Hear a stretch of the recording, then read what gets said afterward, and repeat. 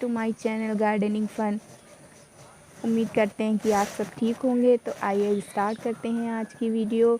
आज हम आपको बताने जा रहे हैं कि बहुत से लोग परेशान रहते हैं कि उनके मौसम्मी का पेड़ हो या नींबू या संतरा हो, संतरे का पेड़ हो, तो उसमें फूल आते हैं तो झड़ जाते हैं या फूल आते ही नहीं। और हमारे एक व्यूवर्स ने भी हमसे पूछा था कमेंट करके कि बताइएगा कि फूल क्यों झड़ जाते हैं। तो आज हम उसका रीज़न बताने जा रहे हैं कि आपके पेड़ में फूल आते हैं और अगर नहीं आते हैं तो क्यों नहीं आते हैं, और आके झड़ जाते हैं तो इसकी क्या वजह हो सकती है।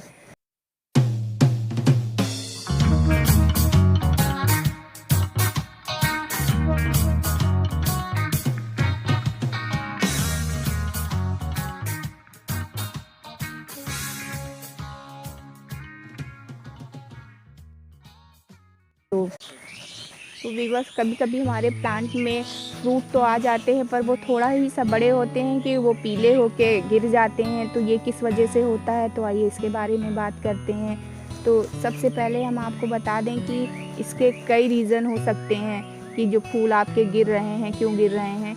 उसका सबसे मेन रीज़न तो ये होता है कि आपको अपने प्लांट को, अगर वो ज़मीन में आपने लगाया हुआ है या फिर आप उसको पॉट में रखा है, तो आपको उसको ऐसी जगह रखना चाहिए जहाँ उसको प्रॉपर सनलाइट मिलती रहे। करीब 6 से 7-8 घंटे उसको सूरज की रोशनी मिलती रहे। और दूसरी बात ये है कि अगर आप ओवर वाटरिंग कर देते हैं तो उससे भी फूल गिर जाता है, और या बहुत ज़्यादा पानी कम हो जाता है तो उससे भी गिर जाता है। तो आप जब पानी डालें तो इसका ये ध्यान रखें कि आप देख लीजिए कि जो पेड़ के ऊपर की जो लेयर होती है, ये जब पूरी तरह से सूख जाए, अंदर करके देखिएगा करीब 2 से 3 इंच तक देखिएगा। अगर इसमें नमी बिल्कुल नहीं है तब आप इसमें पानी डाल सकते हैं, और अगर ये अंदर से नम है तो इसमें पानी बिल्कुल मत डालिए, वरना अगर ये ओवर वाटर हो जाएगा तो इसके फूल दोनों गिर जाएंगे। और दूसरी बात ये है कि अगर आप चाहते हैं कि आपके पेड़ में बहुत अच्छे से फल आए और बहुत अच्छा फ्रूट आए, तो इसके लिए आपको इस पर टाइम से फर्टिलाइज़र भी डालना होता है। तो आपको मार्केट में NPK नाम से एक फर्टिलाइज़र मिलेगा, जिसमें फास्फोरस की जो क्वांटिटी होती है, यानी फास्फोरस का जो रेशियो होता है उस फर्टिलाइज़र में ज़्यादा होना चाहिए।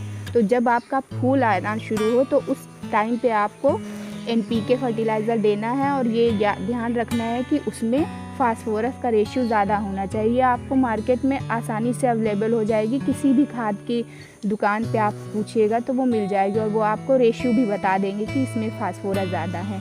तो इसको कैसे डालना है ये भी बता देते हैं। आपको ये ध्यान रखना है कि इसका जो ये स्टेम होता है, इससे करीब 1.5 से 2 फीट की दूरी पे, जैसे ये है तो इससे ये करीब इतनी दूरी पे आपको ऐसे करके एक रिंग बनाना है। फिर उसको उसमें गड्ढा करके, जब उसको आप गड्ढा करिएगा, गड्ढा करने के बाद आपको उसमें वो फर्टिलाइज़र डाल देना है। डालने के बाद आप इसको मट्टी से दबा दीजिएगा, और दबाने के बाद जैसे ही आप इसको फर्टिलाइज़ करते हैं और इसको गड्ढे को बंद करते हैं, वैसे ही आप इसके ऊपर पानी डाल दीजिएगा। इसके रिंग के ऊपर आप पानी डाल दीजिएगा। और दूसरी बात ये है कि आप इसको बहुत ज़्यादा, मतलब इसमें ड्रेनेज का सिस्टम अच्छा होना चाहिए, पानी बहुत ज़्यादा स्टोर नहीं होना चाहिए। ऐसा जगह पे लगा रहना चाहिए कि पानी आप डालें तो पानी स्टोर ना हो के पानी ड्रेन हो जाए। तो ये भी इसके लिए बहुत ज़रूरी होता है। जब आपके फ्लावर से जब उसमें फ्रूट आने लगते हैं, प्लांट में फ्लावर के बाद जब उसमें फ्रूट शुरू होते हैं, तो बहुत से लोगों का कहना रहता है कि फ्रूट आ तो रहे हैं लेकिन वो थोड़ा सा बड़े होते हैं और पीले होके वो गिरने लगते हैं।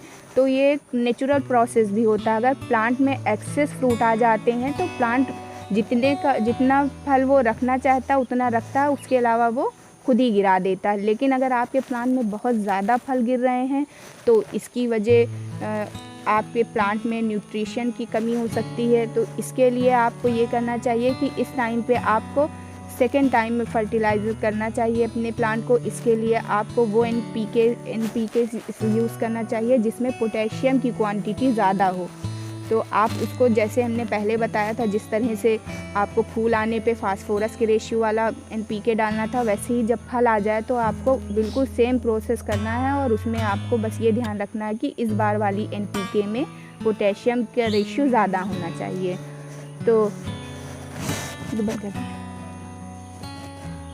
फ्रेंड, आपको एक बात का और ध्यान रखना चाहिए कि अगर आपके प्लांट में पहली बार फल आ रहे हैं, वो फर्स्ट टाइम फ्रूट्स दे रहे हैं, तो आपको चाहिए कि आप अपने हाथ से उन सारे फ्रूट्स को तोड़ के हटा दें, उनमें फ्लावर और जो उसके फ्रूट हैं उनको गिरा दें। क्योंकि जब पहली बार जो प्लांट में जो फ्रूट आता है तो प्लांट इतना ज़्यादा मजबूत नहीं रहता है, और अगर उसमें उसी में फल आ जाता है तो उसके सारे न्यूट्रिशन जो रहते हैं वो उसके फ्रूट खींच लेते हैं, तो वो आगे के लिए प्लांट कमज़ोर हो जाता है। इसलिए फ़र्स्ट टाइम के फ्रूट को आपको खुद ही से तोड़ के गिरा देना है, ताकि आपका प्लांट हेल्दी हो जाए, और जब सेकेंड टाइम उसमें फ्रूटिंग हो तो वो बहुत अच्छे से फ्रूटिंग हो।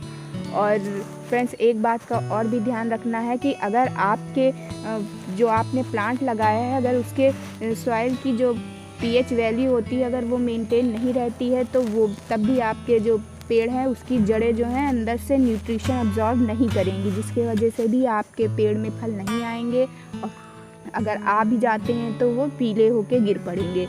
तो इसके लिए आपको इस बात का ध्यान रखना है कि आपके प्लांट की पीएच वैल्यू मेंटेन होना चाहिए, और प्लांट की पीएच वैल्यू करीब 5.5 से 6.5 के बीच होनी चाहिए। तो इसका भी आप ध्यान रखिएगा। इस सब का ध्यान जब आप रखेंगे तो आप देखेंगे कि आपके प्लांट में बहुत अच्छे से फ्रूट्स आएंगे। आप देख लीजिए, हमने ये सारे कुछ जितने प्रोसेस हमने आपको बताया है वही हमने अपने प्लांट के साथ भी किया है। आप देख सकते हैं कि हमारा प्लांट कितना हेल्दी है और इसमें फ्रूट्स कितने अच्छे से आए हैं।